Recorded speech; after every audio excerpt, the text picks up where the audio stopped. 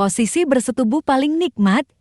Posisi istri saat bersetubuh hendaknya suami naik ke atas istrinya dengan lembut, seraya mengangkat kedua kakinya.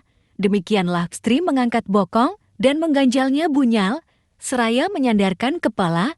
Demikianlah melalui syair di atas, penulis menjelaskan.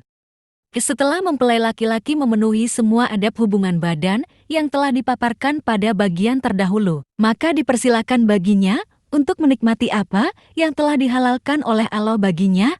Hendaknya istri tidur telentang di atas tilam, sementara suami naik merayap ke atas tubuhnya. Pada saat itu, dianjurkan bagi istri untuk merendahkan kepalanya dan mengangkat bokongnya dengan cara mengganjalnya dengan bantal. Posisi persetubuhan seperti yang dituturkan oleh penulis ini merupakan posisi senggama yang paling nikmat dan mengasyikkan. Sebagaimana yang dikatakan oleh Ar-Razi, posisi persetubuhan seperti inilah yang dianggap paling baik oleh para ahli fikih dan para tabib. Dalam Kilab Syarah Al-Waqsiliyah, Ar-Razi menyalakan, sangat tidak dianjurkan bagi seorang suami untuk membiarkan istrinya berada di atas tubuhnya menindih tubuh suami. Karena posisi persetubuhan seperti itu dapat menyebabkan penyumbatan pembuluh darah. Sebaiknya istri tidur telentang sambil mengangkat kedua kakinya. Posisi persetubuhan seperti itu adalah posisi persetubuhan yang paling aduhai. Doa bersetubuh disunahkan bagi suami yang ingin berhubungan seks dengan istrinya untuk menyebut nama Allah, mengucap basmalah, kemudian dilanjutkan dengan doa yang tercantum di dalam hadis sahih dengan menyebut nama Allah. Wahai Allah, jauhkanlah setan dari kami.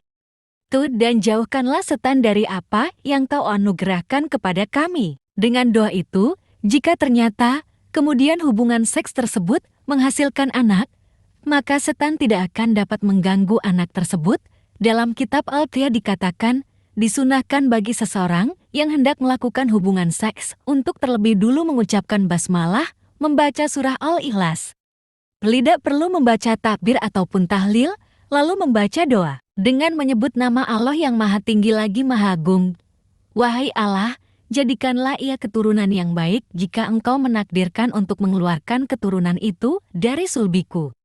Dalam kitab Al-Kastalani, diriwayatkan sebuah pernyataan dari Mujahid bahwasanya jika seseorang bersetubuh tanpa diawali dengan bacaan basmalah, maka ia akan ditemani setan. Dalam kitab Ruh Al-Bayan, diriwayatkan sebuah pernyataan dari Ja'far ibnu Muhammad bahwasanya setan selalu duduk di atas penis kaum laki-laki.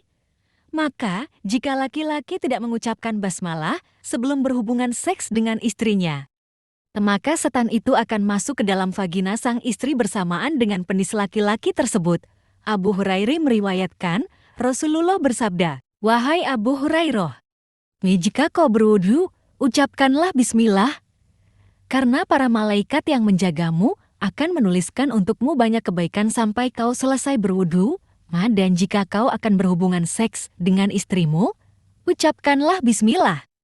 Karena para malaikat yang menjagamu akan menuliskan untukmu banyak kebaikan sampai kau mandi jinabat. Dan jika ternyata dari hubungan intim yang kau lakukan dengan istrimu itu, kau mendapatkan anak, maka akan dituliskan lagi untukmu kebaikan yang banyaknya sama dengan jumlah embusan napas anakmu itu, dan sejumlah embusan napas keturunan dari anakmu itu, terus sampai hari kiamat tiba, dan tidak ada seorang pun keturunanmu yang tersisa.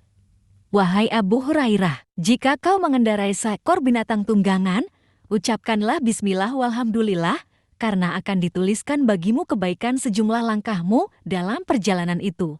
Dan jika kau menaiki sebuah kapal, ucapkanlah bismillah walhamdulillah, karena akan dituliskan bagimu begitu banyak kebaikan sampai kau keluar dari kapal tersebut. Menggesek bibir vagina, menghunjam-hunjamkan penis, dan meremas bopong istri saat mau orgasme, gerakanlah kemaluanmu.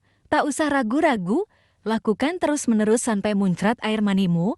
Dari syair tersebut, penulis menjelaskan, ketika seorang suami ingin melakukan hubungan seks dengan istrinya, hendaklah ia memegang penisnya dengan tangan kirinya dan kemudian menggesek bibir vagina istrinya dengan menggunakan ujung penisnya. Kemudian hendaklah ia memasukkan penisnya ke dalam vagina istrinya dan terus ia lakukan itu menghunjam-hunjamkannya sampai maninya keluar. Dianjurkan bagi suami yang akan mencapai orgasme untuk meletakkan tangannya ke bagian bawah bokong istrinya dan kemudian meremasnya kuat-kuat.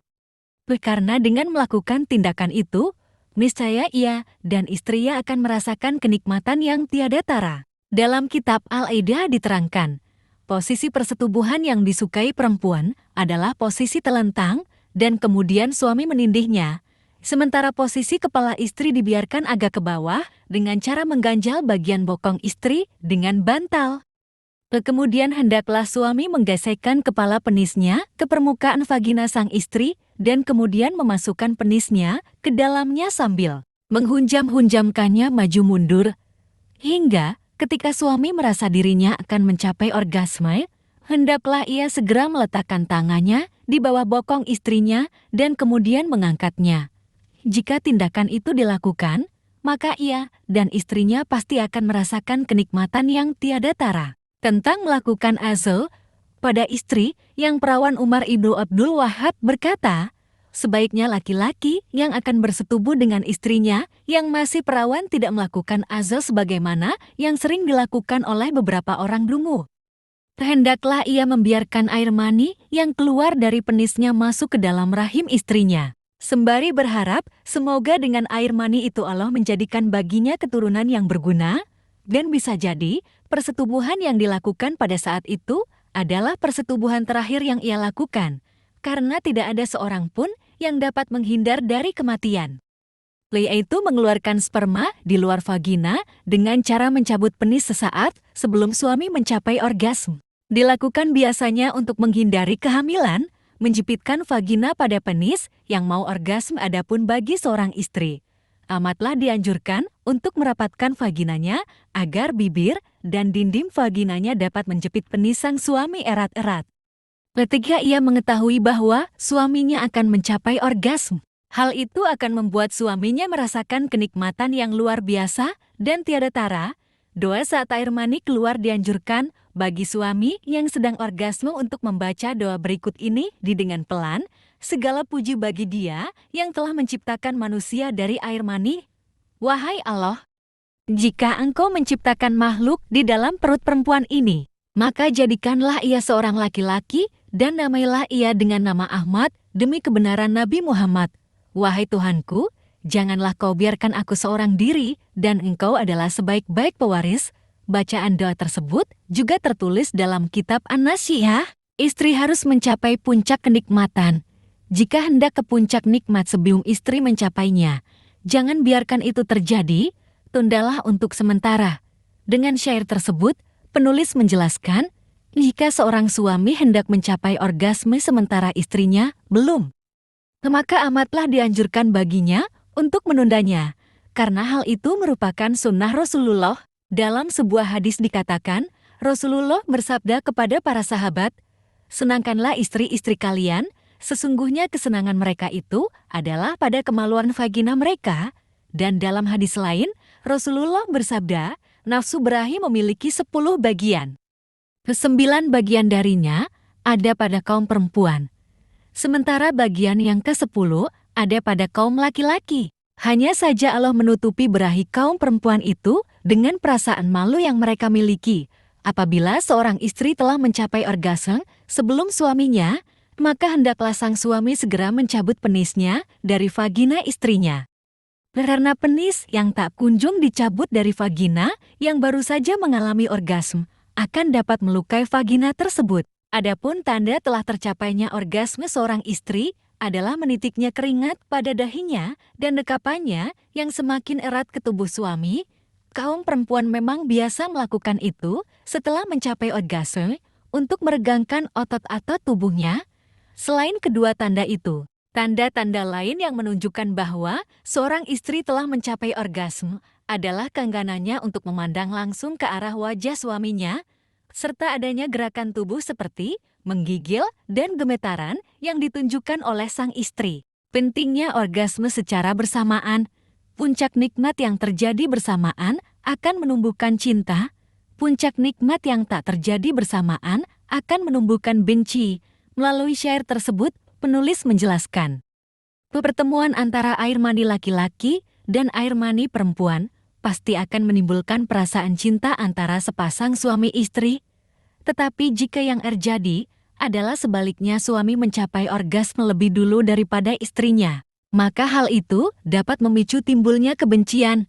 Demikian dikatakan dalam kitab Al-Dah. Selain dapat menimbulkan perasaan nikmat luar biasa, air mani laki-laki dan air mani perempuan yang bertemu pada satu waktu pasti akan dapat menumbuh suburkan perasaan cinta dan kasih sayang di antara mereka. Selisih waktu orgasme yang dicapai oleh suami dan istri yang melakukan hubungan seks adalah sepadan dengan kenikmatan yang dirasakan oleh mereka.